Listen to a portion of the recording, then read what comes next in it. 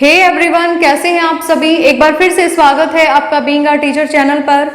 तो चलिए अपने टॉपिक हम आगे शुरू करते हैं। पिछली क्लासेस में आपने देखा होगा कि जो चाइल्ड सेंटर टीचिंग मेथड्स है हमारे वो कर रहे थे, उसमें एक लास्ट मेथड हमारा रह गया था जिसका नाम है मॉन्टेसरी सिस्टम या फिर मॉन्टेसरी पद्धति या आप मॉन्टेसरी मेथड भी बोल सकते हैं। आज हम देखते हैं कि जो ये मेथड है इसमें कौन सी ऐसी चीजें हैं जो एग्जाम के पॉइंट ऑफ व्यू से हमारे लिए काफी इंपॉर्टेंट है और किसने ये मेथड दिया है। आज जो मैं आपको ये कंसेप्ट करा रही हूँ, ये करवाने के बाद शायद ही आपको कोई बुक उठाने की जरूरत पड़ेगी, क्योंकि ऑलमोस्ट चीजें मैं आज आपको यहाँ पे कंप्लीट करवा रही हूँ। इसलिए ध्यान से इसके नोट्स बनाते चलिए। जो कुछ समझ नहीं आए आप कमेंट पे मुझसे पूछ सकते हैं। तो देखिए, सबसे पहले बात करते हैं कि मॉन्टेसरी मेथड यानी कि मॉन्टेसरी पद्धति, इसे हम मॉन्टेसरी सिस्टम भी बोल सकते हैं। काफी बुक्स में आपको मॉन्टेसरी सिस्टम दिखेगा और काफी बुक्स में मॉन्टेसरी मेथड दिखेगा। एक ही बात है, मॉन्टेसरी पद्धति यानी। अब बात आती है कि जो ये मॉन्टेसरी पद्धति है ये किसने दी थी। ये हमारी दी थी मारिया मॉन्टेसरी ने। आपको दिख ही रहा होगा कि मारिया मॉन्टेसरी ने ये विधि दी है। इन्हीं के नाम पर इस विधि का नाम पड़ा है मॉन्टेसरी मेथड। अब पहले हम बात करते हैं कि जो मारिया मॉन्टेसरी जी थी वो कौन थी। ये हमारी एक नेचुरलिज्म एजुकेशनिस्ट थी, एक प्रकृतिवादी शिक्षा शास्त्री थी। इनका नेचुरलिज्म पर एम्फेसिस था। ये जो रोम यूनिवर्सिटी की पहली एमडी लेडीज डॉक्टर थी, ये रोम की ही रहने वाली थी और रोम की एक यूनिवर्सिटी की ये पहली एमडी लेडीज डॉक्टर थी। अगली चीज आती है, इस्टेब्लिश्ड हर ओवन स्कूल इन 1907। इन्होंने 1907 में अपना एक खुद का स्कूल शुरू किया था जिसका नाम था चिल्ड्रन हाउस यानी कि शिशु गृह। देखिए, मारिया मॉन्टेसरी जी ने अपना स्कूल कब स्थापित किया? 1907 में। स्कूल का नाम क्या था? चिल्ड्रन हाउस यानी कि शिशु गृह। अब बात आती है, जो इन्होंने ये चिल्ड्रन हाउस स्थापित किया ये कैसे बच्चों के लिए था? ये हमारा था मेंटली रिटार्टेड बच्चों के लिए, जो मानसिक तौर पर जो मंदबुद्धि बच्चे होते हैं उनके लिए इन्होंने स्कूल की स्थापना करी थी। अगला देखिए, this system developed by reforming the kindergarten and Seguin system. आपने जो हमारे फ्रॉबेल थे उनका किंडरगार्टन सिस्टम तो पढ़ा ही होगा। तो इन्होंने, जो हमारी मारिया मॉन्टेसरी थी, इन्होंने जो किंडरगार्टन सिस्टम था और एक फ्रांस का एक सेगविन सिस्टम था, इन दोनों सिस्टम्स के अंदर कुछ चेंज करके, इनको रिफॉर्म करके तब इन्होंने अपना जो ये सिस्टम है ये इस्टेब्लिश किया था। यानी इन दोनों को रिफॉर्म करने के बाद इन्होंने अपने इस जो मॉन्टेसरी मेथड है इसको इस्टेब्लिश किया था, इन दोनों के अंदर कुछ चेंज लाके। तो अब देखते हैं इसमें क्या क्या खास चीजें हैं। तो देखो, use for mental retarded children यानी कि मंदबुद्धि बच्चों के लिए इन्होंने जो ये स्कूल की शुरुआत की और जो ये पद्धति दी, मॉन्टेसरी मेथड दिया, ये स्पेशली मंदबुद्धि बच्चों के लिए था जिनका आईक्यू लेवल नॉर्मल बच्चों से काफी कम होता है। Taught to write before speaking, इन्होंने अपने मेथड में किस चीज की बात की है? इन्होंने बोलने से ज्यादा लिखने पर जोर डाला है और ये एक तरीके से इसकी मेथड की थोड़ी सी खामी भी है, क्योंकि जब यहाँ पे बोलने से ज्यादा लिखने पे जोर दिया जाता है तो बच्चे की वाचन शक्तियों का डेवलपमेंट प्रॉपर तरीके से यहाँ नहीं हो पाता है, उसकी स्पीकिंग स्किल्स हैं जो वो अच्छे से नहीं हो पाती। तो इन्होंने किस पे जोर दिया? बोलने से ज्यादा लिखने पे जोर दिया है। अगला है, letter sounds taught by Linguaphone. Linguaphone के द्वारा अक्षर ध्वनियों का ज्ञान। यहाँ पे बच्चों को जो अक्षर ध्वनियां याद करवाई जाती थी वो किसके जरिए करवाई जाती थी? लिंग्वा फोन के जरिए करवाई जाती थी। लिंग्वा फोन एक डिवाइस था। इन्होंने अपने मेथड में काफी डिवाइसेस के बारे में बात की है और उन्हीं डिवाइसेस के थ्रू यहाँ पे बच्चों को पढ़ाया जाता था। अब ये तो एक चीज हुई मारिया मॉन्टेसरी के बारे में कि वो कौन थी, कहाँ से बिलोंग करती थी, कौन सा स्कूल उन्होंने ओपन किया। दूसरी कुछ चीजें हुई कि जो ये मेथड है, जो ये पद्धति है, ये किन बच्चों के लिए थी, क्या क्या उसमें खास बातें थी, किस तरीके से बच्चों को यहाँ पे पढ़ाया जाता था, ये कुछ बातें हुई इसकी। अब अगली चीज आती है कि इस मेथड के प्रिंसिपल्स कौन से थे, कौन कौन से ऐसे सिद्धांत थे जिसपे मारिया मॉन्टेसरी ने जोर डाला है और इस अपनी पद्धति में उन प्रिंसिपल्स को महत्व दिया है। तो देखिए, ये कुछ प्रिंसिपल्स हैं, 10 हमारे प्रिंसिपल हैं जिसपे मारिया मॉन्टेसरी ने काफी जोर डाला है। सबसे पहली चीज आती है प्रिंसिपल ऑफ फ्रीडम। यानी कि स्वतंत्रता का सिद्धांत। यहाँ पे जो मारिया मोंटेसरी जी हैं वो कहती हैं इस सिद्धांत के थ्रू कि हर एक बच्चे की अपनी कुछ रुचियां होती हैं, अपनी कुछ प्रवृत्ति होती है, तो हर बच्चे को अपने इंटरेस्ट, अपने एटीट्यूड के अकॉर्डिंग ही उसका डेवलपमेंट होना चाहिए। यानी उस बच्चे को इतनी स्वतंत्रता होनी चाहिए कि वो अपनी रुचियों, अपनी प्रवृत्तियों, यानी अपने इंटरेस्ट और एटीट्यूड के अकॉर्डिंग अपनी पढ़ाई कर सके या अपनी लर्निंग कर सके या फिर अपना डेवलपमेंट कर सके। यानी बच्चे को यहाँ पे फ्रीडम दी जानी चाहिए ताकि वो अपने इंटरेस्ट के अकॉर्डिंग अपना डेवलपमेंट करे। अगली चीज आती है प्रिंसिपल ऑफ सेंसरी ऑर्गन्स, ज्ञानेंद्रिय प्रशिक्षण। अब यहाँ पे मारिया मोंटेसरी जी ने सेंसरी ऑर्गन्स के डेवलपमेंट पर बहुत जोर डाला है। उन्होंने कहा है कि तर्क शक्ति या विचार शक्ति इन सब के विकास से ज्यादा जरूरी है एक बच्चे की ज्ञानेंद्रियों का प्रशिक्षण होना। इनका मानना है कि एक बच्चा अपने सेंस ऑर्गन के द्वारा ज्यादा सीख सकता है। अगर हम उनके जो सेंस ऑर्गन है उनको डेवलप करने का काम करेंगे तो बच्चा किसी भी चीज को अच्छे से सीखेगा और बच्चे का विकास अच्छे तरीके से होगा। यानी इन्होंने तर्क शक्ति और जो बौद्ध स्तर है उससे ज्यादा ज्ञानेंद्रियों के जो सेंसरी ऑर्गन है उनके डेवलपमेंट पर ज्यादा जोर डाला है। अगली बात आती है प्रिंसिपल ऑफ मस्कुलर ट्रेनिंग। अब यहाँ पे जो मारिया मोंटेसरी जी हैं वो मांसपेशियों के प्रशिक्षण की बात करती हैं। उनका कहना है कि बच्चों की मस्कुलर ट्रेनिंग पर ज्यादा ध्यान देना चाहिए। अगर उनकी मांसपेशियां सबल होंगी, अच्छी होंगी, तो ऑटोमेटिकली जो बच्चे का बौद्धिक स्तर है वो बढ़ेगा, बच्चे की जो डेवलपमेंट है वो ढंग से होगी। अगली चीज आती है प्रिंसिपल ऑफ सेल्फ डेवलपमेंट, यानी कि आत्म विकास का सिद्धांत। देखिए जो ये सेल्फ डेवलपमेंट का सिद्धांत है ये किस बारे में बात करता है। इस सिद्धांत में मारिया मोंटेसरी जी का कहना है कि हर एक बच्चे का विकास उसके अंदर की शक्तियों की वजह से होता है, ना कि बाहर की शक्तियों की वजह से। एक बच्चा अपना विकास अपनी अंदर की शक्तियों के द्वारा खुद ही कर लेता है। ये डिपेंड करता है कि जो बच्चे की इंटरनल शक्तियां हैं वो किस चीज में उसको आगे लेके जाएंगी, किस चीज में उसका विकास ज्यादा करेंगी। यानी यहाँ पे आत्म विकास के सिद्धांत के बारे में बात की गई है। यानी कि जो बच्चे का विकास है वो उसकी आंतरिक शक्तियों के द्वारा ही यहाँ पर होता है। अगली चीज आती है प्रिंसिपल ऑफ पर्सनैलिटी डेवलपमेंट, व्यक्तित्व विकास का सिद्धांत। एक बच्चे को इतनी स्वतंत्रता देनी चाहिए कि वो अपनी पर्सनैलिटी को पहचान सके और अपने व्यक्तित्व का विकास कर सके। यानी यहाँ पे बच्चा खुद ही जिम्मेदार होना चाहिए अपने व्यक्तित्व का विकास करने के लिए, लेकिन उसे यहाँ पर क्या देनी चाहिए, उसके इंटरेस्ट, उसकी फ्रीडम, इन सब का ध्यान रखना चाहिए और उसको उसके व्यक्तित्व से अवगत कराना चाहिए ताकि वो खुद ही अपनी पर्सनैलिटी को डेवलप कर ले। नेक्स्ट है प्रिंसिपल ऑफ सोशल ट्रेनिंग, यानी कि सामाजिक प्रशिक्षण का सिद्धांत। देखिए यहाँ पर मारिया मोंटेसरी जी का कहना है कि एजुकेशन के साथ साथ, लर्निंग के साथ साथ बच्चे का सामाजिक विकास भी होना बहुत जरूरी है। यानी बच्चे को ऐसे तौर तरीके सिखाए जाएं, उसको एक ऐसा इन्वायरमेंट दिया जाए जिसमें बच्चा चीजों को खुद करना सीखे।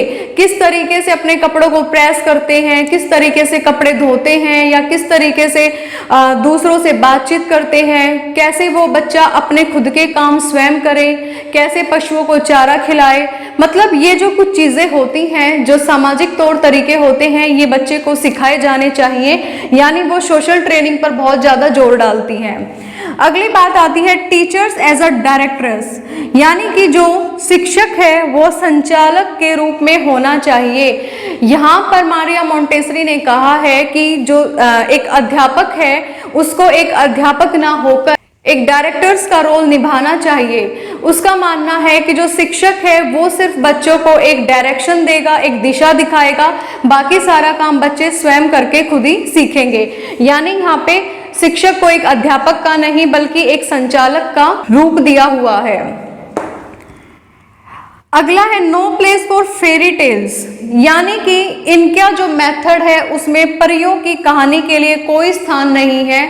मारिया मोंटेसरी जी का मानना है कि बच्चों को जो परियों की कहानियां सुनाई जाती हैं वो सिर्फ बच्चों में एक भ्रम पैदा करती हैं, उन्हें एक काल्पनिक जीवन देती हैं, इसलिए बच्चों को परियों की कहानी सुनाकर भ्रमित नहीं करना चाहिए, उन्हें इस काल्पनिक दुनिया से बाहर निकालना चाहिए और एक रियलिस्टिक जो चीजें हैं, जो हमारा वास्तविक संसार है, उससे बच्चों को अवगत कराना चाहिए ताकि वो स्वयं को अपने इस जो रियलिटिक चीजें हैं उनसे वो बच्चा खुद को कनेक्ट कर सके। अगली चीज आती है principle of prohibition of cash prize and corporal punishment. यहाँ पे जो मारिया मोंटेसरी जी है वो शारीरिक दंड और नगद इनाम इन दोनों ही चीजों के अगेंस्ट हैं। उनका मानना है कि ना तो बच्चों को कैश प्राइज यानी नगद इनाम देना चाहिए और ना ही बच्चों को शारीरिक दंड देना चाहिए, क्योंकि शारीरिक दंड और नगद प्राइज देने से बच्चे का विकास तो हो सकता है लेकिन उसका ये विकास नेचुरल नहीं होगा, उसकी ये डेवलपमेंट प्राकृतिक नहीं होगी। तो उनका मानना है कि जो बच्चे का विकास होना चाहिए वो हमेशा नेचुरल होना चाहिए, लेकिन जो शारीरिक दंड और नगद इनाम है ये बच्चे के प्राकृतिक विकास को रोकने में कहीं ना कहीं अड़चन का काम करते हैं। इसलिए इन चीजों पे उसने जोर डाला है कि ये चीजें बच्चे के साथ ना की जाए, उसको ऐसा एनवायरनमेंट दिया जाए कि बच्चा खुद ही मोटिवेट होकर अपनी लर्निंग को करे। अगर बच्चा खुद मोटिवेट होकर कोई चीज सीखता है, अपनी डेवलपमेंट करता है, तो वो चीज उसकी नेचुरल होगी। अगला है principle of learning while playing. अब यहाँ पे उन्होंने बात करी है खेल द्वारा शिक्षण की, यानी उनका मानना है कि बच्चे को जो लर्निंग करवाई जाए, जो बच्चे की डेवलपमेंट करवाई जाए, वो खेल खेल में करवाई जाए। तो ये तो हमारे जो कुछ प्रिंसिपल्स थे वो थे मोंटेसरी मेथड के। अब दो तीन चीजें और है इस मेथड में जो काफी इंपॉर्टेंट है, वो देखते हैं कि मारिया मोंटेसरी जी ने क्या बातें बताई हैं। अब देखिए कि जो मोंटेसरी जी हैं हमारी, उन्होंने कौन सी तीन चीजों पर सबसे ज्यादा फोकस डाला है। मोंटेसरी जी ने तीन चीजों की बात की है। सबसे पहले है मस्कुलर ट्रेनिंग, दूसरा है सेंसरी ट्रेनिंग और तीसरा है 3 R's। मस्कुलर ट्रेनिंग हमारी क्या होती है? मांसपेशियों का प्रशिक्षण। अब जो ये हमारा मांसपेशियों का प्रशिक्षण है यानी मस्कुलर ट्रेनिंग है, इसकी बात इन्होंने क्यों कही है? इन्होंने मस्कुलर ट्रेनिंग का एक इम्पोर्टेंट जो रोल है वो बताया है अपने मेथड में। इनका मानना है कि बच्चे को फिजिकल एक्टिविटीज करवानी चाहिए। कौन सी एक्टिविटीज करवानी चाहिए? फिजिकल एक्टिविटीज, यानी कि शारीरिक जो कार्य है बच्चे से वो करवाने चाहिए ताकि उनकी जो मसल्स हैं वो मजबूत बने, उनके हाथ पैर कंधे उठना बैठना ये सारी चीजें वो अच्छी मजबूती से कर सके। उसके लिए बच्चे की फिजिकल एक्टिविटीज करवाना जरूरी है। इनका मानना है कि बच्चा मेंटली डेवलपमेंट अच्छा तभी कर सकता है जब उसका फिजिकली डेवलपमेंट भी अच्छे से हो। इसलिए इन्होंने यहाँ पे अपनी विधि में मस्कुलर ट्रेनिंग की बात की है, यानी बच्चों को सामाजिक चीजें सिखाने के साथ साथ और उसका बौद्धिक स्तर बढ़ाने के साथ साथ बच्चे की मांसपेशियों का भी प्रशिक्षण देना चाहिए ताकि वो फिजिकली स्ट्रांग बन सके। फिजिकली जब बच्चा स्ट्रांग होगा तो ऑटोमेटिकली वो मेंटली भी स्ट्रांग होगा। तो ये जो चीजें हैं मोंटेसरी ने अपनी विधि में कही है। अगली बात उन्होंने कही है सेंसरी ट्रेनिंग की। सेंसरी ट्रेनिंग यानी कि ज्ञानेंद्रियों का प्रशिक्षण। यहाँ पे इन्होंने सेंसरी ट्रेनिंग की बात की है कि यानी बच्चे को सेंसेस के द्वारा सिखाना चाहिए। और बच्चा सेंसेस के द्वारा कब सीखेगा? जब उसकी सेंसेस अच्छे से डेवलप होंगी। किसी भी व्यक्ति में 5 सेंसेस होती हैं, सुनना, बोलना, सूंघना, टच करना। ये जो हमारी सेंसेस होती हैं इनका डेवलपमेंट अच्छे तरीके से होना चाहिए, क्योंकि इनका मानना है कि बच्चा अपने सेंसरी ऑर्गन के द्वारा ही सीखता है और जब सेंसेस उसकी अच्छे से डेवलप होंगी तभी उस बच्चे की लर्निंग भी अच्छे तरीके से होगी। अगली बात मोंटेसरी जी ने कही है 3 R's की। अब देखिए जो ये 3 R's है ये आपने देखा होगा कि बहुत बार क्वेश्चन में आया है। तो ये 3 R जो है ये कौन से 3 R हैं जिनकी बात बार बार की जाती है? सबसे पहले इसमें आती है हमारी रीडिंग, दूसरी चीज हमारी इसमें आती है राइटिंग, तीसरी चीज आती है अर्थमेटिक।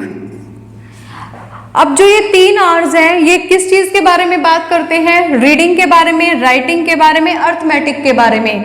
रीडिंग यानी कि रीड करना, किसी भी चीज को पढ़ना, राइटिंग यानी कि लिखना, अर्थमेटिक यानी कि जो हमारी गणितीय संक्रियाएं होती हैं वो। अब इन्होंने इनका कुछ टाइम पीरियड बांटा है। रीडिंग के लिए इन्होंने 15 डेज तय करे हैं, राइटिंग के लिए इन्होंने 1.5 महीना बताया है और अर्थमेटिक के लिए इन्होंने 6 महीने बताए हैं। इस तरीके से इन्होंने कुछ टाइम बांटे हैं हर एक चीज के लिए अलग अलग। अब देखिए इन्होंने यानी कि 3 फैक्ट्स के बारे में बात की है। मोंटेसरी जी ने अपने मेथड में जो 3 चीजें हैं वो ज्यादा इंपॉर्टेंट बताई है। सबसे पहले मस्कुलर ट्रेनिंग, यानी बच्चों को फिजिकल एक्टिविटी करानी चाहिए ताकि उसकी मांसपेशियां मजबूत हो सके। अगली बात करी है सेंसरी ट्रेनिंग की, यानी बच्चे को ज्ञानेंद्रियों का यानी कि सेंसेस का प्रशिक्षण देना चाहिए ताकि बच्चे की लर्निंग अच्छी हो सके। और तीसरी इन्होंने बात करी है 3 आवर्स की, 3 आवर की, यानी रीडिंग, राइटिंग और अर्थमेटिक की। ये 3 इसकी मुख्य बातें थी। अब बात करते हैं कि जो ये विधि इन्होंने दी है इसकी क्या मेरिट्स हैं और क्या डीमेरिट्स हैं। आपको पता है हर एक विधि की अपनी कुछ अच्छाई होती हैं और कुछ खामियां होती हैं, तो इसकी मेरिट्स कौन सी होंगी? सबसे पहले use for mentally retarded children. पहले भी मैंने ये बात बताई थी कि ये विधि मेंटली रिटार्डेड चिल्ड्रंस के लिए यूज की जाती है, तो एक अच्छी बात है कि ऐसे बच्चों के लिए एक स्पेशल विधि रखी गई है जिसके द्वारा उनको सिखाया जा सकता है। अगली चीज है based on experimental psychology.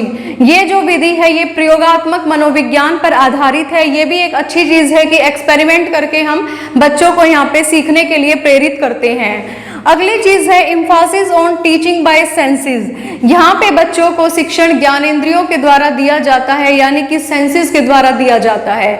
Next चीज है चाइल्ड सेंटर्ड, यानी कि ये एक हमारी क्या है? बाल केंद्रित विधि है। अगला है डेवलप सोशल स्किल्स। देखिए बच्चे का डेवलपमेंट कितना भी अच्छा हो, चाहे मेंटली है, फिजिकली है, लेकिन साथ में सामाजिक विकास भी उसका होना चाहिए। और जब हम इस विधि का प्रयोग करते हैं तो बच्चा यहाँ से अपनी सोशल स्किल्स को डेवलप करता है, बच्चे में सामाजिक कौशल उत्पन्न होते हैं, जो कि बहुत अच्छी बात है। अगला है Mphasis on learning by doing. ये भी अच्छी बात है कि बच्चा यहाँ पर स्वयं करके सीखता है। इस विधि में मोंटेसरी जी ने लर्निंग बाय डूइंग यानी स्वयं करके सीखने पर काफी जोर दिया है। तो ये हमारी चीजें हुई इसकी मेरिट्स के बारे में। अब बात करते हैं कि इसकी डीमेरिट्स कौन सी हैं, यानी खामियां कौन सी हैं। Only useful for mental retarded child. देखिए इस विधि का प्रयोग हम सिर्फ मेंटल रिटार्डेड चाइल्ड के लिए कर सकते हैं। ये नॉर्मल चाइल्ड के लिए हमारी ठीक नहीं है, क्योंकि जो इस विधि में बातें कही गई हैं वो सिर्फ मंदबुद्धि बच्चों के लिए कही गई हैं, तो नॉर्मल बच्चों को हम इस विधि के साथ लेकर नहीं चल सकते हैं। अगली बात है डिवाइसेस आर एक्सपेंसिव। अभी मैंने बताया था कि इस विधि को यूज करते टाइम मोंटेसरी जी ने काफी डिवाइसेस के बारे में बात की है। जब भी इस मेथड का हम यूज करते हैं तो बच्चों को डिवाइसेस के द्वारा सिखाया जाता है, जैसे कि अभी लिंग्वा फोन के बारे में मैंने बताया था कि जो अक्षर ध्वनियां हैं उनको किससे सिखाया जाता है? लिंग्वा फोन से। तो इस टाइप के और भी काफी डिवाइसेस हैं जो इस विधि में यूज किए जाते हैं, वो काफी कॉस्टली होते हैं, तो वो हमेशा प्रयोग में नहीं लाए जा सकते एक्सपेंसिव होने की वजह से। तो इसकी एक खामी है कि इसके डिवाइसेस काफी एक्सपेंसिव होते हैं। नेक्स्ट है note given knowledge of language and literature. यहाँ पे भाषा और साहित्य के बारे में ज्ञान की बात नहीं कही गई है। इस विधि में बच्चों को लैंग्वेज और लिटरेचर की जो नॉलेज है वो नहीं दी जाती। अगला है given 3 hours knowledge is very lower age. जो यहाँ बच्चों को 3 आवर की नॉलेज दी जाती है, यानी रीडिंग की, राइटिंग की और अर्थमेटिक की, वो बहुत ही कम एज में दी जाती है। और इतनी कम एज में बच्चों को 3 आवर की जो नॉलेज देते हैं वो कामयाब नहीं है, क्योंकि बच्चा इतना विकसित नहीं है इस उम्र तक कि बच्चे को 3 आवर के बारे में सिखाया जा सके। तो इसकी एक खामी है कि लोअर एज में बच्चों को 3 आवर की नॉलेज देना ठीक नहीं है, क्योंकि वो उनकी समझ से परे है। तो देखिए जो ये हमारा मोंटेसरी मेथड है, मोंटेसरी सिस्टम है, वो आज कंप्लीट हो गया है। अब आपको अलग से इसके लिए कोई बुक पढ़ने की जरूरत नहीं है, क्योंकि जितना भी इसका कंटेंट था उसे कहीं ना कहीं कुछ ज्यादा ही मैंने यहाँ लिखवा दिया है। एग्जाम में अगर इससे रिलेटेड कोई क्वेश्चन आ जाएगा तो आप इजिली उस क्वेश्चन को निकाल लोगे। अगर आपको फिर भी कोई डाउट है तो आप कमेंट सेक्शन में जाके पूछ सकते हैं। बाकी अगर आप पीआरटी, पीजीटी, टीजीटी किसी भी चीज़ की तैयारी कर रहे हैं या किसी अदर टीचिंग एग्जाम की लाइक सीटेट है, एचटेट है, उसके लिए आप चैनल को फॉलो कर सकते हैं। अगर आपको वीडियो पसंद आई है तो चैनल को सब्सक्राइब कीजिए, शेयर कीजिए। Thank you, have a nice day.